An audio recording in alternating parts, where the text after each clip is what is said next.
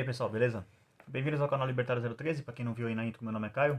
Este é um canal de viés auto-libertário, aqui eu falo sobre economia, filosofia, política e ética por essa perspectiva. Bom, o vídeo de hoje é a continuação da leitura comentada do livro Uma Breve História do Homem, do Hans Hermann Hoppe. Estou fazendo a leitura comentada dele aí, então eu estou no capítulo 2, então eu já cobri a introdução e o capítulo 1. Eu vou deixar na descrição aqui o link da playlist para você acompanhar, caso seja o primeiro vídeo que você está vendo aqui do canal. Se for o caso, se inscreva no canal, toca o sininho das notificações, assim o YouTube promete entregar as notificações. Ele não é muito bom em fazer isso, então aqui na descrição também, além do link para compra e download do livro, você vai encontrar o link das redes sociais do canal. Lá você pode seguir o canal e ser notificado dos vídeos, porque quem notifica sou eu mesmo, então não tem falha. Outra coisa importante na descrição também é os links para apoio financeiro do canal. Você pode colaborar com o projeto aqui através de doação de Bitcoin, Nano e Shitcoin através de moeda estatal, via Pix. Mas enfim, sem mais delongas, vamos iniciar aí a segunda parte do livro, né, o segundo capítulo. Chama Da Armadilha Malthusiana, a Revolução Industrial, reflexo sobre a evolução social. Então, dando início nas palavras do Hoppe. Parte 1, Teoria Econômica. Para a teoria econômica, a questão de como aumentar a riqueza tem uma resposta muito simples. Ela tem 3 componentes. Você fica mais rico por meio da acumulação de capital, ou seja, da construção dos bens intermediários de produção ou de capital, que podem produzir mais bens de consumo por unidade de tempo do que é possível produzi-los sem eles, ou bens que não podem ser produzidos apenas com terra e o trabalho. E a acumulação de capital, por sua vez, tem algo a ver com a preferência por menos tempo. B. Por meio da participação e integração na divisão do trabalho. E C. Por meio do controle populacional, ou seja, mantendo o tamanho ideal da população. A personagem Robinson Crusoe, do romance homônimo escrito por Daniel Defoe, 1660-1731, sozinho em sua ilha tinha apenas o seu trabalho e a terra, a natureza, à sua disposição. Ele é tão rico ou pobre quanto a natureza o faz. Talvez ele seja capaz de satisfazer imediatamente alguma de suas necessidades mais urgentes, equipado apenas com as mãos. Ao menos ele pode sempre satisfazer o seu desejo de tempo livre assim, imediatamente. Mas a satisfação da maior parte das suas necessidades exige muito mais do que as mãos e a natureza, ou seja, algum método de produção indireto e demorado. Acima de tudo, quase todos os bens e formas relacionados à satisfação requerem a ajuda de algumas ferramentas úteis, bens de produção ou de capital. Com a ajuda dos bens de produção é possível produzir mais por unidade de tempo de todos os bens que também podem ser produzidos com as mãos, como o tempo livre. Ou para produzir bens que não podem ser produzidos só com terra e trabalho. A fim de pescar mais peixe do que conseguiria apenas com as mãos, Crusoe faz uma rede, ou, a fim de construir um abril que não pode ser construído apenas com as mãos, ele precisa fazer um machado. Mas fazer a rede e o machado requer um sacrifício, economia. Para deixar claro, espera-se que a produção com a ajuda de bens de produção seja maior do que sem eles. Crusoe não perderia tempo fazendo uma rede de pesca se não esperasse pegar mais peixe por unidade de tempo com a rede do que sem ela. Ainda assim, produzir um bem de produção envolve um sacrifício porque leva tempo para criar um bem de produção e o mesmo tempo não pode ser usado para lazer ou para uso de outros bens de consumo disponíveis imediatamente. Ou seja, o que o Hoppe está construindo aqui? É o famoso exemplo do Robinson Crusoe numa ilha, né, que o Rothbard usa no Ética da Liberdade. Especialmente essa última frase aqui. O mesmo tempo não pode ser usado para lazer ou para uso de outros bens de consumo disponíveis imediatamente. Isso aqui é um insight bastante interessante da escola austríaca, que é levar em consideração o tempo como um fator de produção. Afinal, o tempo ele também é um fator de produção, porque ele é também escasso, né? No caso, é um bem de produção, né? Você não tem todo o tempo do mundo para poder produzir tudo ao mesmo tempo, aprender sobre tudo ao mesmo tempo. Por exemplo, quem estiver vendo esse vídeo aqui poderia estar fazendo, sei lá, vendo outros vídeos sobre Copa do Mundo, por exemplo, que agora, quando eu estou gravando esse vídeo no momento que eu estou gravando, foi a estreia da Copa do Mundo. Então, a pessoa poderia, sei lá, estar acompanhando um pós-jogo, poderia estar fazendo outra coisa, vendo escalação, mas enfim, ela decidiu alocar o tempo dela aqui porque, de novo, você não consegue ver 2 vídeos do YouTube ao mesmo tempo, entendeu? Você tem que escolher um deles. Então, o tempo alocado também para ver um vídeo é uma escolha, uma forma que você valoriza mais uma coisa do que outra, porque, de novo, seu tempo também é um fator de produção, também é um fator escasso. Digamos que seu fim seja, eu quero adquirir mais conhecimento, e aí você, entre ver um pós-jogo de Copa do Mundo e ver uma leitura comentada, você fala, vou ler a leitura comentada, vou ver a leitura comentada, porque acho que seria uma coisa melhor. Então, para esse fim que eu quero, entendeu? Não estou dizendo que Alguém não pode ficar mais inteligente vendo um pós-jogo de Copa do Mundo. De repente, se o interesse da pessoa é saber mais sobre a Copa do Mundo, evidentemente que é isso. Mas se o interesse dela é saber sobre outros assuntos, ela estaria aqui, entendeu? Então é uma parte importante da escola austríaca que não. Que as outras escolas, assim, elas não levam muito em consideração o tempo, né? Enfim, mas. É como eu costumo dizer, existem dois tipos de teoria econômica, a austríaca e as erradas. Então, enfim, vamos seguir aqui. Ao decidir se constrói ou não a rede que aumentará a produtividade, Crusoe deve comparar e ponderar dois estados esperados de satisfação. A satisfação que ele pode ter agora, sem nenhuma espera adicional, e a satisfação que pode ter mais tarde, após um tempo maior de espera. Ao optar por construir a rede, Crusoe pondera assim o sacrifício. O valor abdicado de um consumo maior agora, no presente, é inferior à recompensa. O valor do consumo maior depois, no futuro. Por outro lado, se ele ponderasse isso de outro modo, abster-se-ia de fazer a rede de pesca. Ou seja, quando você está fazendo uma decisão dessa, você leva em consideração que você espera ter um lucro maior, que isso é basicamente o que é o lucro, futuro do que o que você está fazendo agora. Por exemplo, eu poderia estar fazendo, sei lá, qualquer outra coisa e eu estou aqui fazendo a leitura comentada. Então, eu espero ter no futuro um lucro maior no tempo despendido do que se eu não fizesse isso, entendeu? Então é assim que é o lucro. O lucro ele é mais um. Ele é uma parte financeira, evidentemente, mas assim, às vezes ele é uma coisa simplesmente psíquica, bem difícil de você valorizar o quanto que é. Por exemplo, você doa alguma coisa para caridade, você pega o seu dinheiro e doa para alguém. Ah, mas você está perdendo dinheiro, você está monetariamente tendo uma perda. Mas sim, a pessoa pode argumentar que, não, mas isso me faz me sentir bem. Sei lá, ajudo a um lar de moças cegas, por exemplo. Tem em vários lugares do Brasil. Ou faço uma doação para Santa Casa para ajudar as pessoas. Enfim, você está perdendo dinheiro, mas você está tendo um lucro psíquico, que é tipo a sensação de se sentir bem. E quanto vale isso? Tipo, muito difícil precificar isso em dólar, enfim, em qualquer moeda. Seja ela qual for, entendeu? Então é uma coisa que é muito, muito difícil de colocar. Isso aqui é basicamente. Essa parte aqui é economia pura, basicamente. Esta ponderação e a possível troca dos bens presentes pelos bens futuros e pelos prazeres a eles associados são determinadas pela preferência temporal. Os bens presentes são invariavelmente mais valiosos do que os futuros, e só trocamos os primeiros pelos segundos com alguma vantagem.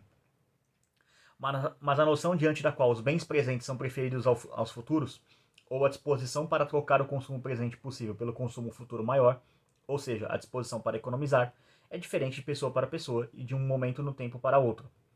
Vamos dar um exemplo aqui. Por exemplo, o bem. Vamos imaginar assim, bola de futebol. Pegando a época de Copa do Mundo.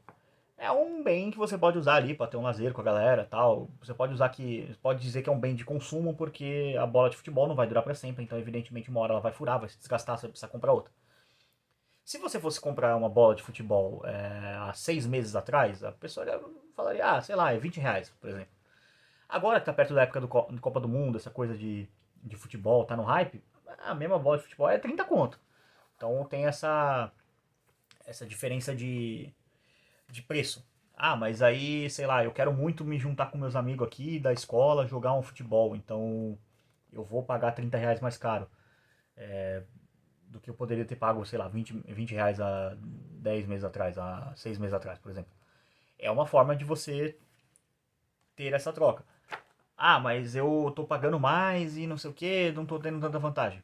De novo, essa questão é subjetiva, porque para você, mesmo que aqueles R$ 10 a mais não valem tanto quanto você ter uma diversão com seus amigos. Então, de novo, você valoriza mais uma coisa agora do que no futuro.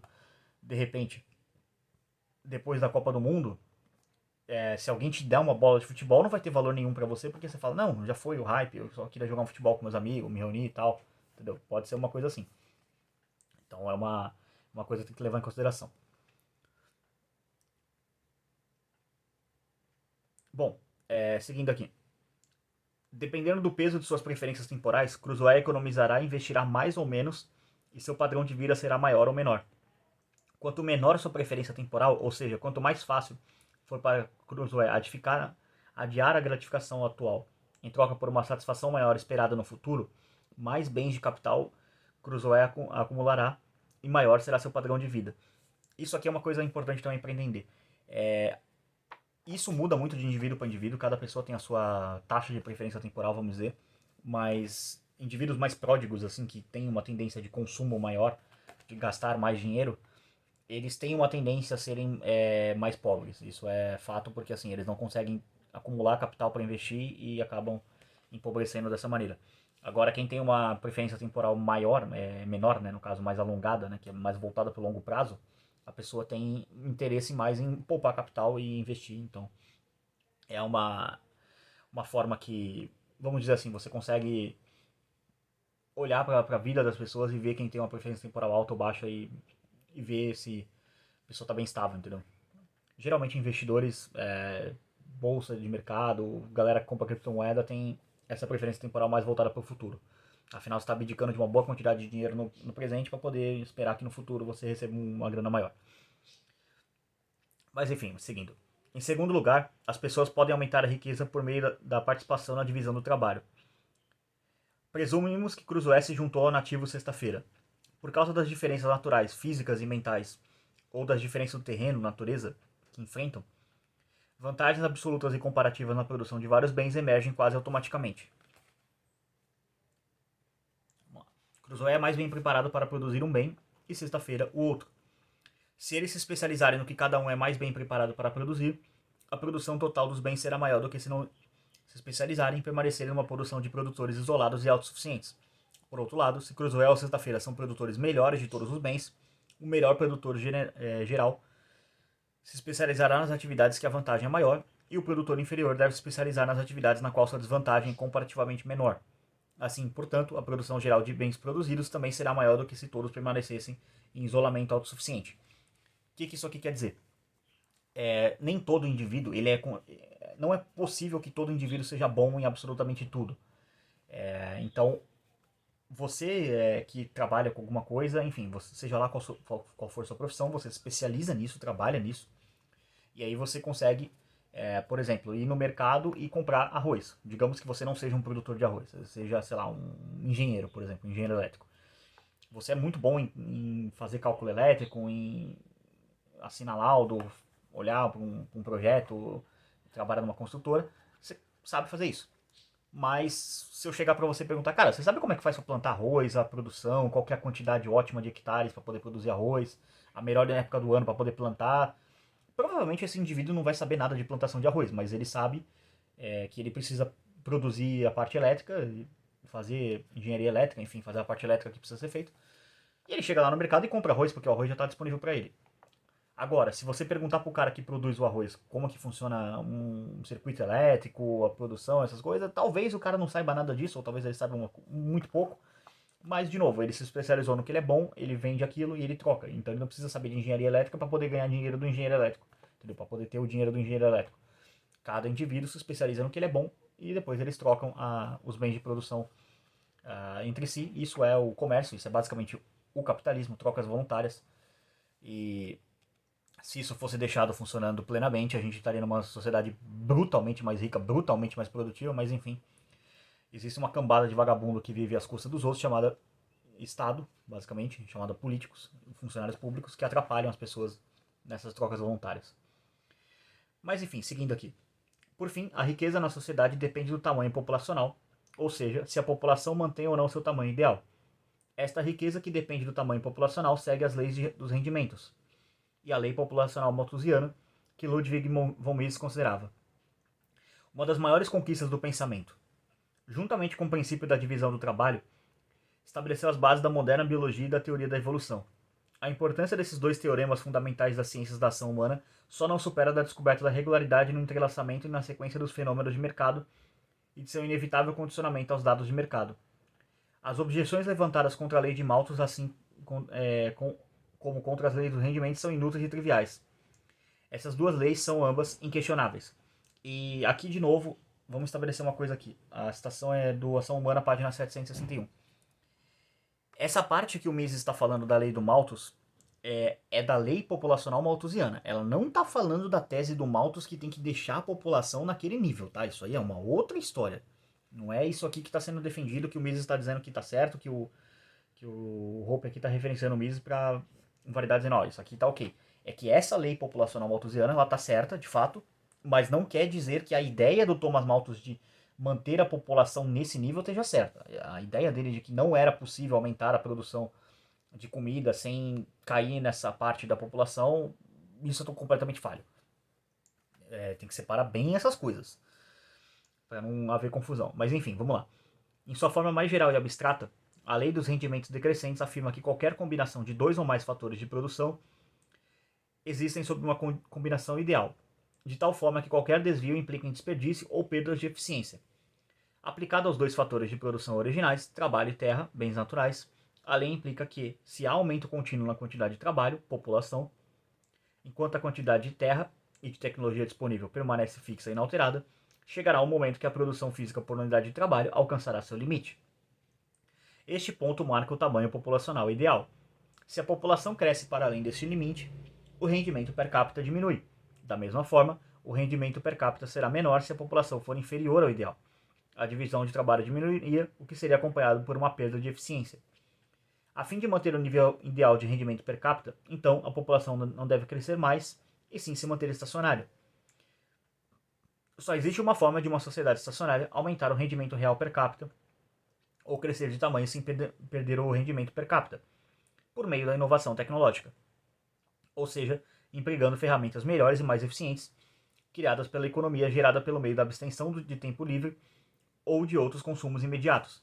Se não há inovação tecnológica, tecnologia estagnada, a única forma de a população crescer sem uma queda concomitante no rendimento per capita é colocar em uso mais, e possivelmente melhor, terra. Se não há terra adicional disponível e a tecnologia está estagnada em determinado nível, contudo, então qualquer crescimento populacional para além do ideal levará a um declínio progressivo no rendimento per capita. Isso aqui é uma coisa que a gente está vendo muito no Brasil acontecer. As pessoas. Não é que as pessoas no Brasil elas estão empobrecendo, elas não estão ficando mais ricas ao ritmo que elas deveriam. A mão de obra no Brasil está estagnada desde os anos 80, a produtividade. Ou seja, de quantos brasileiros, por exemplo, comparando quantos brasileiros para quantos americanos precisa para produzir o mesmo bem. Então isso está estagnado. E não é surpresa, já que no Brasil, basicamente, empreender, trabalhar, produzir um bem, você é tratado como um criminoso, um bandido a priori, e você só tem o direito de, basicamente, calar a boca, pagar imposto para sustentar os caras que dizem que você é um bandido criminoso, porque simplesmente você abriu uma empresa. Mas enfim, seguindo aqui. Esta última situação é chamada de armadilha malthusiana. Ludwig von Mises a descreveu assim: o ajuste consciente da taxa de natalidade à disponibilidade de bens é uma condição indispensável da vida humana e da ação, da civilização e de qualquer melhoria de saúde e bem-estar. Os que se opõem ao controle da natalidade querem eliminar um procedimento indispensável à preservação da cooperação pacífica entre os homens, assim como a divisão social do trabalho. Onde quer que o padrão médio de vida seja prejudicado pelo aumento excessivo da população, surgem conflitos de interesse irreconciliáveis. Cada indivíduo torna-se novamente um rival de todos os outros indivíduos na luta pela sobrevivência.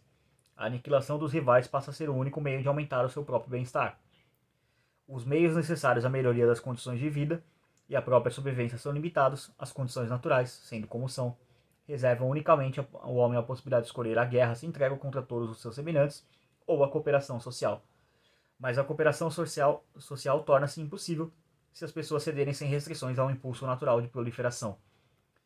Nota 71, de Inovação Humana, páginas 765 e 766. Já foi descrito e explicado no capítulo anterior como tudo isso funcionava nas sociedades caçadoras e coletoras. É concebível que a humanidade jamais tivesse abandonado o aparentemente confortável estilo de vida caçador-coletor. Isso teria sido possível se a humanidade tivesse sido capaz de conter o crescimento populacional para além do tamanho ideal para o grupo caçador-coletor, de algumas dúzias de membros. Neste caso, ainda viveremos como nossos antecessores diretos viveram por dezenas de milhares de anos, até há cerca de 11 ou 12 mil anos atrás. Na verdade, contudo, a humanidade não conseguiu isso. A população cresceu e territórios cada vez maiores precisaram ser ocupados até que a terra adicional acabou. O mais importante, avanços tecnológicos dentro das sociedades caçadoras e coletoras, como a invenção do arco e flecha há cerca de 20 mil anos, por exemplo, aumentaram, ao invés de diminuir, a velocidade desse expansionismo. Como os caçadores e os coletores, como todos os animais não humanos, apenas esgotavam, consumiam os bens naturais, sem produzir e assim acrescentar a este suprimento, as ferramentas melhores em suas mãos apressaram, ao invés de atrasar, o processo de expansão territorial. A Revolução Neolítica, que teve início há cerca de 11 mil anos, trouxe um alívio temporário. A invenção da agricultura e da pecuária permitiu que muitas pessoas sobrevivessem com a mesma inalterada quantidade de terra, e a instituição da família, ao privatizar e internalizar os benefícios e os custos da geração dos descendentes, criou um novo e desconhecido controle de crescimento populacional. Mas nenhuma dessas inovações solucionou permanentemente o problema do excesso populacional. Os homens ainda não conseguiam manter as calças fechadas, e a maior produtividade gerada pelo novo modo de produção não parasitário representado pela agricultura e pela pecuária foi rapidamente exaurida pelo crescimento populacional.